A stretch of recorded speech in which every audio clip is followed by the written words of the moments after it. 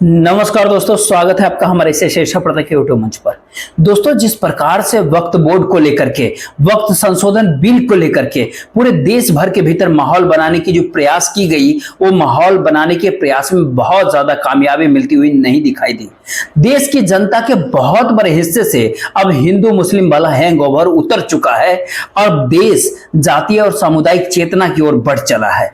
जो चिंगारी बिहार से लगी, जो चिंगारी बिहार के सुशासन बाबू यानी नीतीश कुमार ने लगाई, भले ही वो मुद्दा सामने लाने के बाद खुद ही नीतीश कुमार ने भारतीय जनता पार्टी का दामन ही जाकर थाम लिया, उसके बाद की परिस्थितियों में जो देश के अंदर माहौल जो बनना शुरू हुआ, उस माहौल को ढकने के लिए चाहे जितनी भी कोशिशें हो रही है, वो तमाम सारी कोशिशें फेल हो रही है।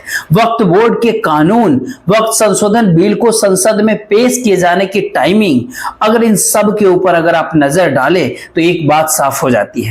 जब दशहरा, नवरात्रा और ईद एक साथ पड़ रही थी, तो उस दौर में वक्फ कानून को लाने के पीछे क्या ध्रुवीकरण एक मकसद था?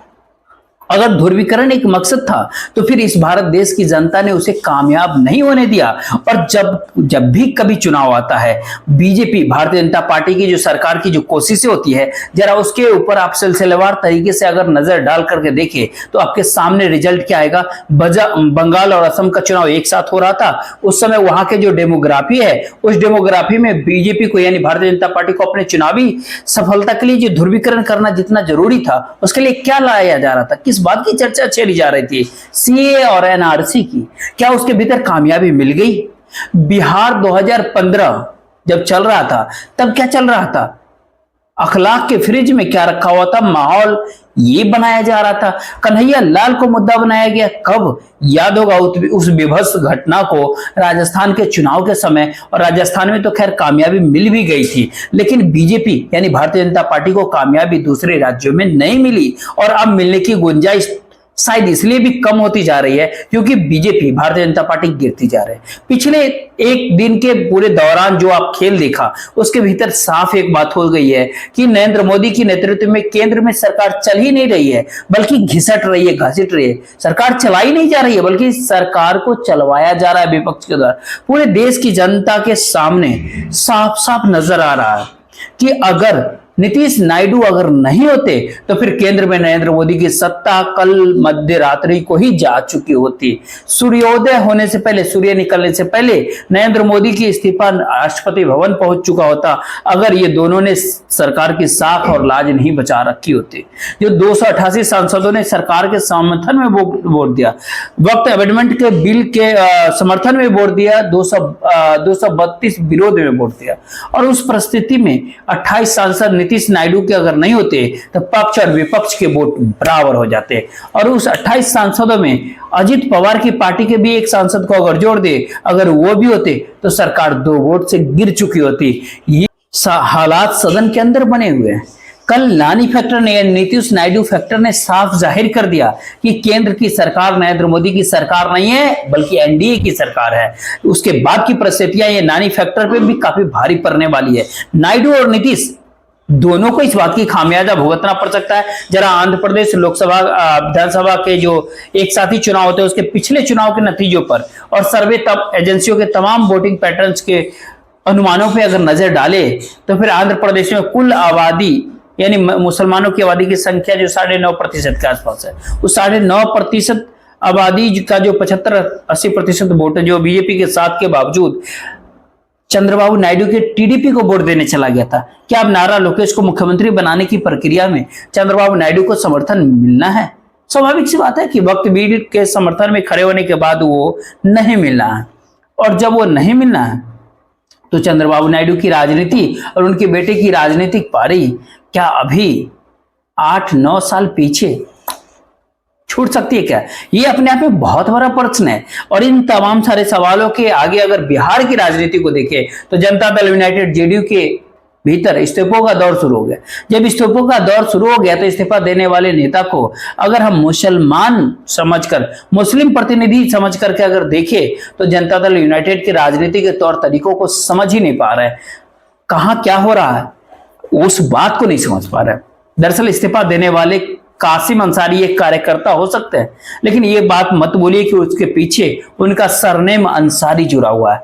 वो पासमानदा समाज के प्रतिनिधि के तौर पर दिखाई पड़ रहे हैं। पासमानदा समाज के भीतर जनता दल यूनाइटेड ने जेडीयू के लेकर के एक सॉफ्ट कॉर्नर रहा है। उस सॉफ्ट कॉर्नर को एक्सपोज करता हुआ वो इस्तीफा दिखाई दे रहा है कि आखिरकार आगे अब क्या कुछ खेल होने वाला इस मुद्दे पर। और जेडीयू का जो कोर वोट बैंक है, जिसमें अति पिछड़ा जो पहले अल्पसंख्यक समुदाय के पासमानदा जेडीयू के जो सफलता के लिए कह सकते हैं ना कि जेडीयू के लिए सफलता के लिए काफी अहम रोल अदा करता रहा है, साबित करते रहा है। उन तमाम परिस्थितियों के भीतर जेडीयू के सामने फिलहाल बचता क्या है? लवकुश समीकरण बिखरा पड़ा हुआ। महादलित समीकरण में हर जाति अलग अलग घेरे में घूमी हुई है। हर जाति के भीतर अलग अलग नेतृत्व पैदा ले रहा है। अति पिछड़ा समुदाय के बीच जातीय भावनाओं हिलोरा मार रही है। तो क्या ऐसे में बीजेपी के साथ और भारतीय जनता पार्टी के साथ खड़े होकर के क्या नीतीश कुमार के भीतर इतनी चेतना नहीं बची कि अपनी राजनीतिक नफा नुकसान को समझ ही नहीं पा रहे? जिस प्रकार के भाषण ललन सिंह ने लोकसभा के भीतर दिया, उस बात से तो ऐसा लगता है कि ललन सिंह समाजवादी धारा की दीक्षा लेकर के नहीं, बल्कि एक है कि नागपुर से दीक्षा लेकर के संसद के भीतर भाषण दे रहे हो। इस तरह की बातें प्रतीत होती है। लेकिन सबके साथ साथ इस बात को भी देखा जाना जरूरी है कि आखिरकार टाइमिंग जो चुना गया, नवरात्रा और ईद के वक्त का समय, संसद के सत्र में जब 2 या 3 दिन बचे हुए थे, उन आखिरी 2-3 दिनों के भीतर आनन फानन में पारित कराने की जो कोशिशें की गई, उन कोशिशों के पीछे कहीं ना कहीं वह हिंदू मुस्लिम के नेशनल सिलेबस को जो हाल फिलहाल जो नेशनल कथित तौर पे कहते हैं कि उसको बनाया गया, उसको जीवित रखने की जो कवायद की जा रही थी, उस कवायद के भीतर एक अहम भूमिका निभाने का प्रयास तो कहीं नहीं था।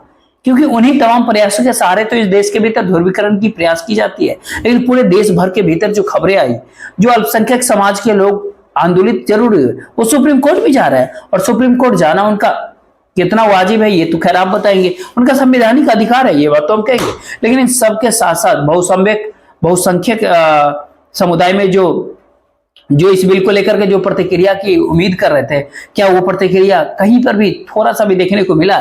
थोड़ा सा भी नहीं, क्योंकि देश अब उस माहौल से निकल चुका है। और अब उस देश के भीतर, आज के भारत के भीतर, आज के हिंदुस्तान के भीतर वो भावना, वो फीलिंग नहीं है जो 9/11 की घटना के बाद धीरे धीरे करके बढ़नी शुरू हुई थी।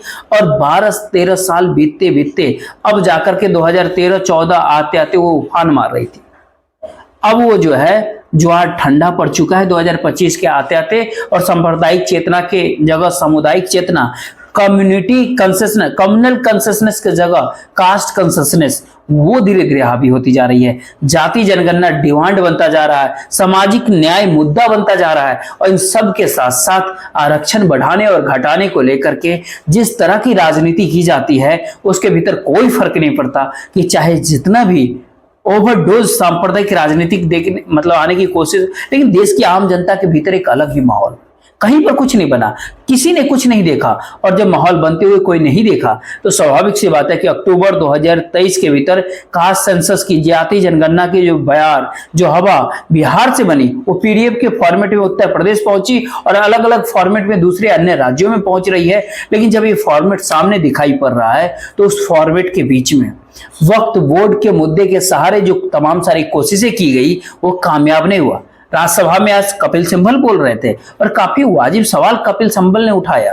खैर कितना वाजिब था ये आप भी कमेंट करके बता सकते हैं। लेकिन दरअसल सवाल ये था कि आखिरकार कोई मुस्लिम ही वक्त को अपनी संपत्ति दान कर सकता है? ये भला आखिर कैसे हो सकता है? हमारी संपत्ति, हमारी व्यक्तिगत पूंजी, जमीन, तमाम सारी चीजें हम जिसको सौंपना चाहे, जिसे देना चाहे, क्या हम जाति और धर्म देख करके दान करेंगे क्या? अखबारों में बड़े बड़े सांप्रदायिक सौहार्द के उदाहरण पेश किए जाते हैं कि अमुक मुसलमान ने मंदिर बनाने के लिए जमीन दान दे दी, है ना। तो फिर ये फंडामेंटल राइट्स, मूल अधिकार जो आम आदमी का है कि वो किसी को भी अपनी जमीन दान कर सकता है, अपनी पैसा दान कर सकता है, उसकी अपनी इच्छा, उसके ऊपर कोई कानून कैसे उसे रोक लगा सकता है? मूल अधिकारों के ऊपर कोई कैसे रोक लगा सकता है? संसद भी कानून बना करके नहीं रोक सकता। और जब भी उसे रोकने के प्रयास हुआ, न्यायालय के द्वारा उसे असंवैधानिक करार दिया गया है। तो ये प्रावधान आखिर क्यों डाला गया इसके भीतर? खैर इस पे आप भी कुछ ना कुछ बता सकते हैं। वो तो नीतीश नायडू के दबाव था कि 2014 और उसके पहले के वक्त संपत्ति पर नया कानून पूरी तरह से लागू नहीं हो पाएगा। काफी हद तक वो निष्प्रभावी हुआ, राज्यों को अधिकार ज्यादा मिल गया। नए वक्त कानून और नए वक्त संपत्तियों को जो है इस कानून के तहत उसको स्क्रूटनी की जाएगी, लेकिन पुरानी संपत्तियों के ऊपर उस तरीके से प्रभावी नहीं होगा जिस तरीके से संसद के भीतर संशोधन के बाद पेश करने के बाद जो है संशोधन के पहले की स्थिति में जैसे प्रभावी दिख रहा था। खैर, एक तरफ फंडामेंटल राइट्स का सवाल है, दूसरी तरफ वक्त जो है एक ट्रस्ट है, और ट्रस्ट को संपत्ति देना, किसी निजी व्यक्ति को संपत्ति देना और उसमें धार्मिक सांप्रदायिक बंदिशें लगा देना, ये अधिकार न तो संसद के पास है न सरकार के पास है, किसी के पास भी नहीं, क्योंकि ये मूल अधिकारों का उल्लंघन करता हुआ साफ साफ दिखाई पड़ता है। यही सवाल आज कपिल सिब्बल ने उठाया और यही सवाल सुप्रीम कोर्ट के भीतर, सर्वोच्च न्यायालय के भीतर कहते हैं ना, सरकार के लिए गले की फांस बनने जा रहा है कि आखिरकार इस तरह के कानून आपने कैसे बना दिया था। किसी की दान देने की क्षमता को सरकार प्रभावित नहीं कर सकती कि आप इसे ही दान दे सकते, इसे नहीं दे सकते। ये कोई इनकम टैक्स का रिटर्न फाइल नहीं हो रहा है कि सरकार तय करेगी कि ब्लड रिलेटिव के परिभाषा में कौन कौन शामिल होगा और किसके मामले में आपको टैक्स रिबेट मिलेगा। ये स्वेच्छा से की गई दान है या चीजें हैं, चाहे मुस्लिम समुदाय की वो कोई व्यक्ति हो, वो भी किसी धर्मांत काम के लिए, किसी ट्रस्ट के लिए, किसी हिंदू ट्रस्ट को भी कुछ दे सकता है। भला हिंदुओं के ऊपर ऐसी या किसी दूसरे संप्रदाय के लोगों के ऊपर वक्फ संपत्ति को दान देने पर क्यों आखिर रोक लगाई गई?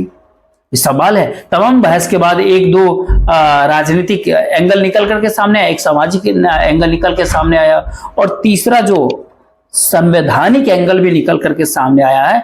और इन तीनों पहलुओं को मिलाकर के अगर देखें तो भारतीय जनता पार्टी की राजनीतिक चाल को कामयाबी मिलती हुई दिखाई बिल्कुल भी नहीं दे रही, क्योंकि यदि कामयाबी होने की गुंजाइश होती तो 2019 का वो माहौल आप याद कर लीजिए, जब भारतीय जनता पार्टी के एक मुख्यमंत्री अपने चुनावी सभाओं में कहा करते थे कि ये चुनाव नहीं, ये अली और बजरंग वली की लड़ाई है, और देश की जनता झूम रही थी उस अली और बजरंग वली के नारे पर। आज कोई वक्त के मामले में झूमने की तैयार नहीं। 5 अगस्त 2019 को याद कीजिए कि धारा 370 के सेक्शन बी में कुछ संशोधन किया गया अध्यादेश के माध्यम से। तो उस समय उस संशोधन को अगर देखने का प्रयास करें, जो पूरे देश के भीतर जो माहौल बनाया गया, ये कश्मीर के भीतर कोई भी जाकर के संपत्ति खरीद सकता है, कश्मीरी लड़कियों से कोई जाकर के शादी कर सकता है, इस तरह के बातें जो हैं, और कह सकते हैं इस तरह के प्रचार दुष्प्रचार जो भी है वो आपके ऊपर छोड़ते हैं, आपकी क्या राय है इस पे। और सोशल मीडिया पे जो तमाम सारी चीजें चल रहा था, देश झूम रहा था, उसकी 2% भी आज लोग झूमता हुआ नहीं दिखाई पड़ रहा है। देश की आम जनता के बीच वक्त को लेकर के कहीं पर भी गैर मुसलमानों के बीच कोई प्रतिक्रिया किसी ने नहीं देखा होगा शायद। आखिर ऐसी प्रतिक्रिया की उम्मीद में ही तो कानून लाया गया होगा। भारतीय जनता पार्टी या बीजेपी या कोई भी पॉलिटिकल पार्टी बिना वोट बैंक की राजनीति को कोई काम ही नहीं करता, लेकिन वो पूरा का पूरा फेल होते हुए साफ साफ दिखाई देता है। जब पूरा गेम प्लान ही फेल होते हुए दिखाई दे रहा है तो इन सब के बीच सवाल तो और बड़ा हो जाता है कि क्या पार्टी का विप प्रधानमंत्री के ऊपर लागू नहीं होता? क्या प्रधानमंत्री विप के ऊपर होते हैं क्या? जब कश्मीर के विभाजन का, एक राज्य को 2 राज्यों में और केंद्र शासित प्रदेश बनाने का जो प्रस्ताव संसद के भीतर आता है, तो विप जारी है, संसद से प्रधानमंत्री नजरत होते हैं। जब वक्त वोट को लेकर के प्रधानमंत्री नहीं होते हैं वोटिंग के लिए। सवाल तब और गहरा होता है कि क्या विप की परिभाषा अब अर्थहीन होती जा रही है क्या? सुप्रीम कोर्ट के तमाम संवैधानिक फैसले जो है, संविधान पीठ के फैसलों के बावजूद उसकी अहमियत क्या घटती जा रही है?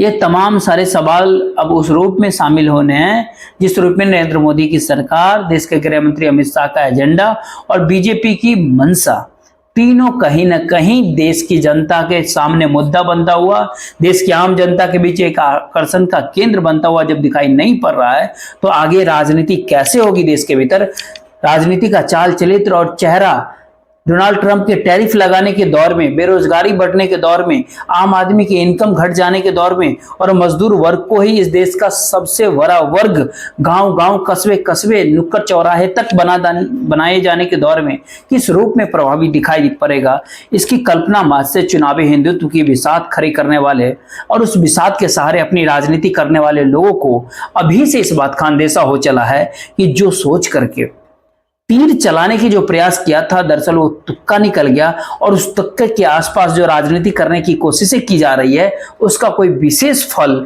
किसी पॉलिटिकल पार्टी को मिलता हुआ नजर नहीं आ रहा है। वरना कौन भूलेगा कि नरेंद्र मोदी, जी हां, प्रधानमंत्री नरेंद्र मोदी लोकसभा चुनाव में जब चुनावी हिंदुत्व के ज्वार जब अपने प्रताप पे दिखाई पड़ता था तो मंगलसूत्र, मुजरा, भैंस, मुसलमान, तमाम तरह के शब्दों का इस्तेमाल करने के बावजूद बीजेपी को बहुमत के आंकड़े से पीछे रखने से रोक नहीं पाए।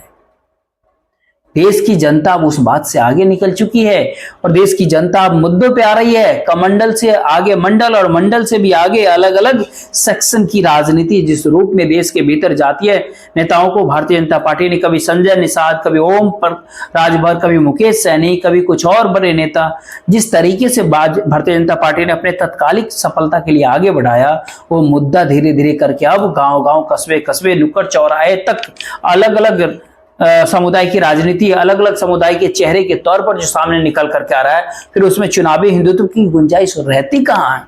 अब बचता कहां है कि चुनावी हिंदुत्व के सहारे कोई राजनीति कर पाई इस देश के भीतर? अब बचता कहां है वो माहौल, जिस माहौल के भीतर नागपुर से चला हुआ मैसेज संदेश गुजरात लॉबी और कॉर्पोरेट के कॉकटेल के साथ पूरे देश भर के भीतर व्हाट्सएप यूनिवर्सिटी के माध्यम से देश के बीच विचार विमर्श का केंद्र बना दिया जाए। इस सब माहौल अब खत्म हो चला है और जब इस सब माहौल खत्म हो चला है तब मत आप भूलिएगा कि उत्तर प्रदेश के मुख्यमंत्री योगी आदित्यनाथ की भी एक अपनी जाति है, नरेंद्र मोदी साहब की भी एक अपनी जाति है, ललन सिंह की भी अपनी एक जाति है, नीतीश कुमार की भी अपनी एक जाति है और सभी अपनी जातीय खांचे से ऊपर प्रभावित करने की स्थिति में मौजूदा समय में कास्ट सेंसस के डिमांड के दौर में किसी भी तरीके के सांप्रदायिक या फिर ये कह सकते हैं कि एक बड़े ध्रुवीकरण की कोशिशों के चेहरे के तौर पर सामने निकल करके आ जाएंगे। आज से एक दशक पहले के परिस्थितियों के साथ मुकाबला करने की स्थिति में आ जाएंगे। इस बात को कल्पना करना ही खुद को मुगालतों में रखने वाली बात होगी।